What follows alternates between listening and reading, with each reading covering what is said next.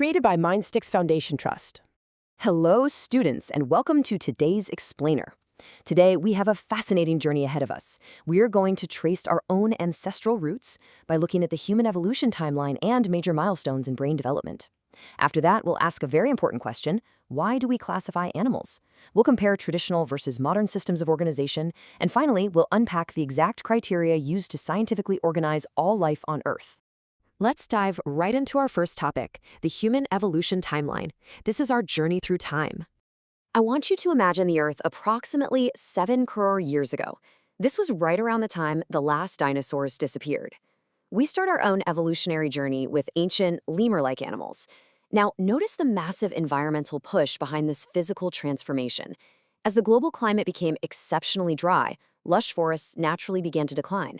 This environmental shift literally forced our ape-like ancestors out of the dwindling trees and into the open grasslands.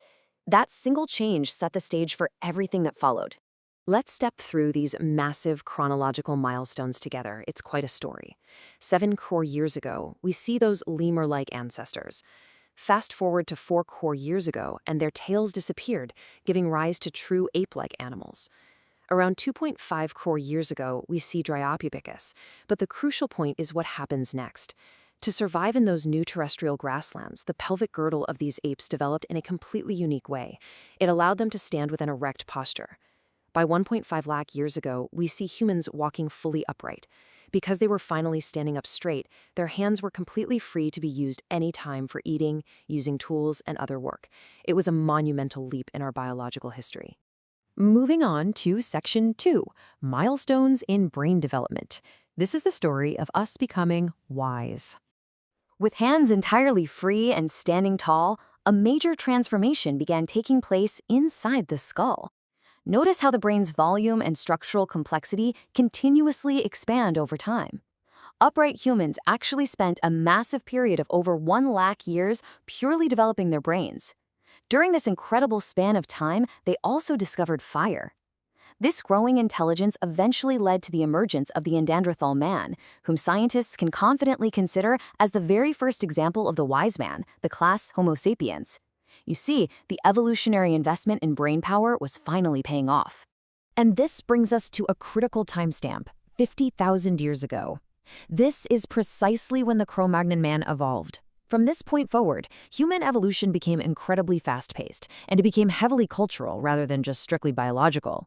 Just think about this timeline. About 10,000 years ago, these wise humans invented the practice of agriculture and started building actual cities. The art of writing? That came just 5,000 years ago. And modern sciences? They emerged a mere 400 years ago. All of this staggering progress stems from that initial upright posture and that rapidly expanding brain. Now for Section 3, why classify animals? Let's look at how we go about organizing 7 million species. Consider this question for a moment. With an estimated 7 million animal species currently living on Earth, how is it scientifically possible to study each and every one? Well, the simple answer is it's practically impossible to examine them individually. But by forming structured groups and subgroups based upon their fundamental similarities and differences, we make studying this vast, beautiful variety of animals highly convenient and accurate. This underlying logic is the absolute core essence of animal classification. Section 4, Traditional versus Modern Systems. Let's trace the evolution of organization itself. Traditionally, scientists drew a very sharp, distinct line through the animal kingdom. They cleanly divided it into 2 main groups: non-chordates and chordates. And what was the absolute deciding factor here? A biological structure called the notochord. If an animal's body was not supported by this rod-like notochord, it was instantly classified as a non-chordate. Conversely, if the body was supported by it, it was categorized as a chordate. As you can see, it was a very straightforward binary system of organization. Notice the anatomical structure of a chordate here. Look closely at that long rod-like structure running along the dorsal or backside. That is the defining notochord. Its primary job is to keep the delicate nerve tissue safely isolated from the rest of the body. Notice also the hollow nerve cord sitting just above it, and the pharyngeal gill slits present near the mouth area, which are used for respiration. Additionally, for chordates, if a heart is present, it is always located on the ventral or front side of the body. These were the foundational characteristics used heavily in the traditional system. Finally, Section 5, Criteria for Classification. Let's understand the modern system. Under Robert Whittaker's modern five-kingdom system, the very first criterion we look at is grades of organization. This scientifically analyzes how an animal's basic cells are put together. Single-celled, unicellular organisms rely on a very simple protoplasmic grade. But in multicellular animals, the architecture gets far more complex. The cycon sponge, for example, uses a cellular grade organization. This means the cells do the required work, but they don't form distinct tissues. Compare that to the planaria, the flatworm. It has a tissue organ grade organization, where specific tissues are actually organized together to form functional organs. It's all about analyzing that biological structural complexity. Our next crucial criterion is body symmetry. I want you to imagine taking a precise straight cut through an animal's body to try and get two perfectly equal halves. If there is absolutely no axis that gives you two equal halves, like the sponge, the body is naturally asymmetrical.